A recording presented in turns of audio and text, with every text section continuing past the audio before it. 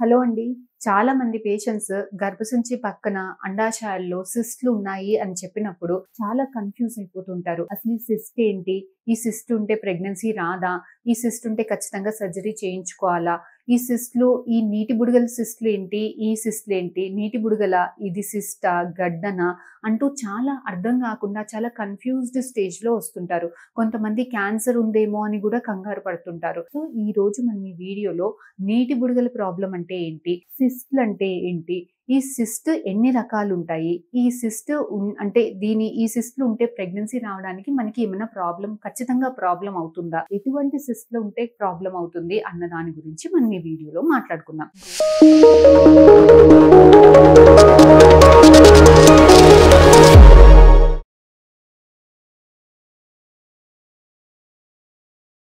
యూజువల్‌గా ఇదంతా మాట్లాడుకునే కన్నా ముందు మీకసలు లోపల ఆడవాళ్ళ ఫీమేల్ బాడీ లోపల అసలు నెల నెల ఎగ్ ఎలా రిలీజ్ అవుతుంది అన్న టాపిక్ గురించి మాట్లాడుకుందామండి. సో, ఆడవాళ్ళకి ఇది గర్భసంచి ఇటు ఇటు ట్యూబ్స్ ఉంటాయి. ఇటు ఇటు అండాశయాలుంటాయి. సో, ప్రతి నెల ఏదో ఒక ఎగ్ పెరిగి మనకి యూజువల్‌గా ఎగ్స్ చాలా చిన్నవిగా ఉంటాయి పీరియడ్స్ వచ్చినప్పుడు. సో, అందులో నుంచి ఏదో ఒక ఎగ్ సైజ్ పెరిగి రిలీజ్ అయ్యి ట్యూబ్‌లలోకి వస్తుంది. ఆ టైంలో హస్బెండ్ వైఫ్ కలిసున్నప్పుడు స్పెర్మ్స్ ఇక్కడ రిలీజ్ అయినవి పైదాకా వెళ్ళి ట్యూబ్‌లో ఉన్న ఎగ్ తోటి కలిసి బేబీ తయారీ అయ్యి జారి గర్భసంచి లోపలికి వచ్చి అతుకుతే ప్రెగ్నెన్సీ కన్ఫర్మ్ అవుతుంది. లేకపోతే పీరియడ్ వస్తుంది. ఇది మన ఒంట్లో జరిగే విషయం.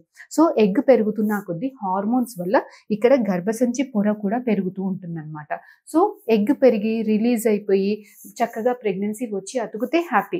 లేదు పీరియడ్స్ వచ్చింది, ప్రెగ్నెన్సీ లేదు అంటే ఇక్కడ తయారీ అయిన పొరంతా కూడా బ్లీడింగ్ లాగా బయటకొస్తుంది. అలా అయితే కొంతమందికి ఏమవుతుంది అనంటే ఈ బ్లీడింగ్ లాగా బయటికి ఎలా అవుతుందో చాలా కొంతమందికి 100లో ఒకళ్ళిద్దరికి ఈ బ్లీడింగ్ అనేది ఈ ట్యూబ్‌లో గుండా వెనక్కెళ్ళి ఈ అండాశయాల మీద లోపల పొట్టలో కూడా నెల నెలా బ్లీడింగ్ బయటికి ఎలా అవుతుందో నెల నెలా బ్లీడింగ్ లోపలికి కూడా అలాగే అయ్యి ఇక్కడ సిస్ట్‌ల లాగా అది ఎటు పోలేక గడ్డల్లాగా కడుతుందన్నమాట. సో, కొంతమందికి ఏమవుతుంది దీన్ని చాక్లెట్ సిస్ట్ అంటారు. ఇలా బ్లీడింగ్ వెనకాలకెళ్ళి ఇక్కడ గడ్డల్లాగా కట్టి ఇక్కడ అక్యుములేట్ అయ్యేదాన్ని చాక్లెట్ సిస్ట్ అంటారు. కొంతమందికి ఏంటి అనంటే ఎగ్ పెరిగి రిలీజ్ అవ్వక అది సిస్ట్ లాగా మారిపోతుంది. సో, దీన్ని క్లియర్ సిస్ట్ అంటారు. కొంతమందికి ఏంటి అనంటే ఎగ్స్ పెరగకుండా ఈ month eggs, next month eggs, అటు నెక్స్ట్ మంత్ ఎగ్స్ అన్నీ కూడా ఇట్లా అక్యుములేట్ అయిపోయి ఇవన్నీ నీటి బుడగల్లాగా కనిపిస్తుంది. సో, ఇవి 3 రకాల సిస్ట్‌లు. ఫస్ట్ ఎగ్స్ పెరగకుండా ఈ నెల ఎగ్స్, వచ్చే నెల ఎగ్స్, అటు వచ్చే నెల ఎగ్స్ అన్నీ కూడా సిస్ట్‌ల లాగా తయారీ అయిపోయి వచ్చేదాన్ని నీటి బుడగల ప్రాబ్లమ్ అంటాం.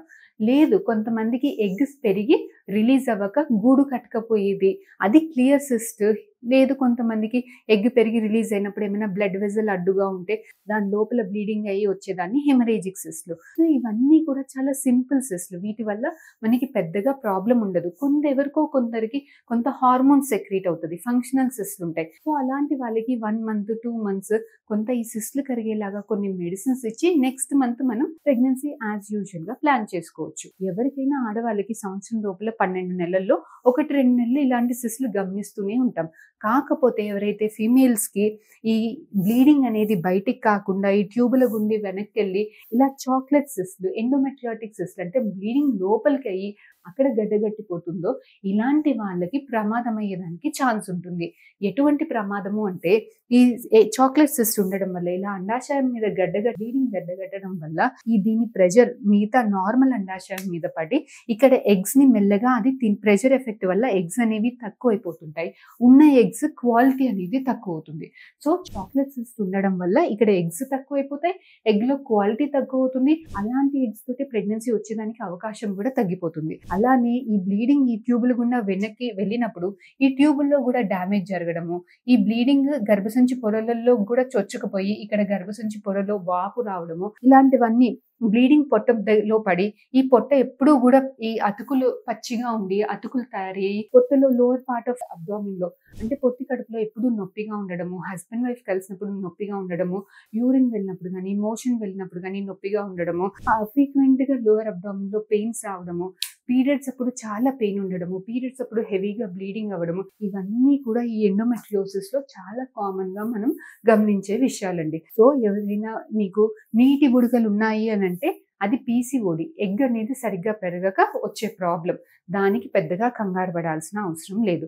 ఎవరైనా మీకు సింపుల్ సిస్ట్ అంటే ఎగ్ పెరగక గూడు గట్టకపోయింది అని చెప్పినప్పుడు అది కూడా పెద్ద ప్రాబ్లం ఏమీ కాదు. సింపుల్ సిస్ట్ ఒక్కొక్క నెల ఆడవాళ్ళకి జరుగుతూనే ఉంటది. హెమరేజిక్ సిస్ట్ అంటే బ్లీడింగ్, ఎగ్ పెరిగి రిలీజ్ అయ్యేటప్పుడు కొంత బ్లడ్ వెసల్స్ డ్యామేజ్ అవ్వడం వల్ల రక్తం గడకపోయేది, దాన్ని హెమరేజిక్ సిస్ట్ అంటాం. అది కూడా పెద్ద ప్రమాదం ఏమీ కాదు. సో సిస్ట్ అనగానే కంగారు పడకండి. చాలా మటుకి సిస్ట్లు మనకి ప్రమాదం ఏమీ చేయదు. మా అంటే ఒక 1 మంత్ ట్రీట్మెంట్ అనేది డిలే అవుతుంది. కాకపోతే ఎవరికైతే మీ డాక్టర్ మీకు ఎండోమెట్రియాటిక్ సిస్ట్, చాక్లెట్ సిస్ట్ ఉంది అని చెప్పినప్పుడు ఇలాంటి పేషెంట్స్ మాత్రం మీరు ఎట్టి పరిస్థితుల్లో ప్రెగ్నెన్సీ ప్లాన్ చేసుకోవడం లేట్ చేసుకోకూడదు.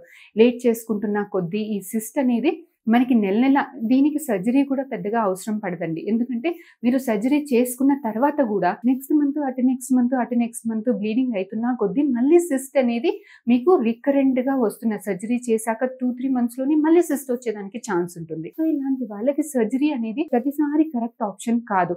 అన్లెస్ చాలా విపరీతంగా పెయిన్ వస్తుంది సిస్ట్, లేదంటే సిస్ట్ చాలా పెద్దగా ఉంది, ఇలాంటి వాళ్ళకి సర్జరీ సజెస్ట్ చేస్తాం. లేదు సిస్ట్లు చిన్నగానే ఉంది, ఎగ్స్ బాగుంది, ట్యూబ్ బాగుంది, హస్బెండ్ స్పర్మ్ బాగుంది, మిగతా ఇంకేం ప్రాబ్లం లేదు, ఇలాంటి వాళ్ళకి న్యాచురల్ గా ఓవులేషన్ ఇంజెక్షన్ ఒక 2-3 నెలలు, ఐయుఐ ఒక 2-3 నెలలు ట్రై చేసి అప్పటికి కూడా రాలేదు అంటే ఐవీఎఫ్ పెద్ద ట్రీట్మెంట్ సజెస్ట్ చేస్తాం. లేదు ఎవరికైతే స్పర్మ్ బాగాలేదు, ఎగ్ రిజర్వ్ చాలా తక్కువ ఉంది, ఇలాంటి వాళ్ళకి కూడా వీళ్ళంత తొందరగా ప్రెగ్నెన్సీ తెచ్చుకునే మార్గం ఐవీఎఫ్ సజెస్ట్ చేస్తాం. ఈ ఐవీఎఫ్ లో మనకి ఏంటి అడ్వాంటేజ్ అంటే ఇక్కడ సిస్ట్లు ఉన్నా కూడా, చాక్లెట్ సిస్ట్ ఉన్నా కూడా ఇక్కడ నుంచి వీలైనన్ని ఎక్కువ ఎగ్స్ తీస్తాం కాబట్టి మీ ఎగ్స్ అన్ని ఎక్కువ ఎగ్స్ బయట ఉంటాయి కాబట్టి ఏ ఎగ్ బాగుంది ఏ ఎగ్ బాగాలేదు అని చూసుకునే దానికి స్కోప్ ఉంటుంది కాబట్టి, సో మీకు వీలైనంత మంచి ఎగ్ తోటి మంచి స్పర్మ్ మిక్స్ చేస్తాం కాబట్టి హెల్దీ బేబీ తయారీ అవుతుంది. కాబట్టి మీకు బేబీ పెట్టే కన్నా ముందు కూడా ఇలాంటి సిస్ట్ కరిగేదానికి ఐవీఎఫ్ లో కొన్ని ఇంజెక్షన్స్ ఉంటాయి కాబట్టి, ఇలాంటి ఇంజెక్షన్స్ న్యాచురల్ సైకిల్లో ఐయుఐ సైకిల్స్ లో ఇవ్వలేమా మేడం అంటే ఇవ్వలేము. అలాంటి ఇంజెక్షన్స్ ఇచ్చినప్పుడు ఎగ్స్ కూడా సప్రెస్ అయిపోతాయి. ఐవీఎఫ్ లో బేబీని ఫస్టే బయట తయారీ చేసి పెట్టుకొని దాని తర్వాత ఇలాంటి ఇంజెక్షన్స్ ఇస్తాం కాబట్టి ఎగ్స్ మీద దాని ప్రభావం పడకుండా ఉంటుంది. సో ఇలాంటి ఇంజెక్షన్స్ ఇచ్చేదానికి స్కోప్ ఉంటుంది ఐవీఎఫ్ లో. కాబట్టి ఇలా ఎండోమెట్రియాటిక్ సిస్ట్ వాళ్ళు వీళ్ళంత తొందరగా ఒక 2-3 మంత్స్ న్యాచురల్ గా 2-3 మంత్స్ ఐయుఐలో రానప్పుడు ఇంకా మిగతా వాళ్ళలాగా ఎక్కువ డిలే చేసుకోవద్దు. ఎక్కువ డిలే చేసుకుంటే ఉన్న ఎగ్స్ కూడా డ్యామేజ్ అయ్యి, ఉన్న ఎగ్స్ కూడా తక్కువ అయిపోయి సొంత ఎగ్స్ తోటి ప్రెగ్నెన్సీ రావడానికి ఇబ్బంది అవుతుంది. సో ఇది ఎండోమెట్రియాటిక్ సిస్ట్ గురించి ఇన్ఫర్మేషన్. ఫర్దర్ గా మీకు ఇంకేమన్నా డౌట్ ఉంటే please do comment in the comment session are please come to us. Will definitely help you. Thank you.